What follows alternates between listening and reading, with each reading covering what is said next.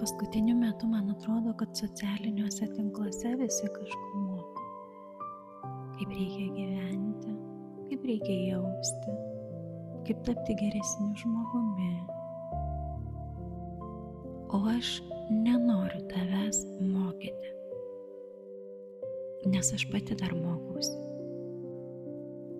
Mokausi klausyti savo širdies.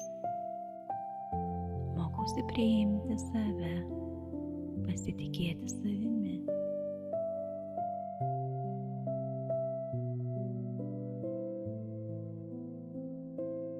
Mokausi eiti savo keliu.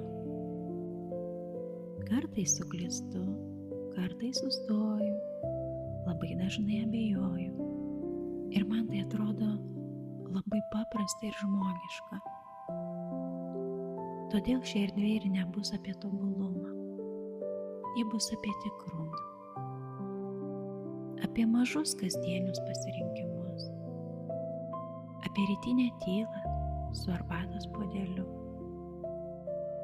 Apie meditaciją po sunkios dienos.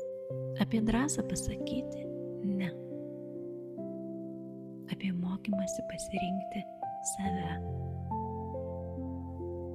Čia bus ir numerologijos, meditacijos, sielos aktyvacijos. Bet svarbiausia, čia bus gyvenimas, tikras gyvenimas, su visomis jos spalvomis. Tad kviečiu eiti kartu. Ne todėl, kad aš žinau daugiau, o todėl, kad tikiu, jog kartu eiti yra lengviau. Tad sveika atvykusi į sielos erdvę.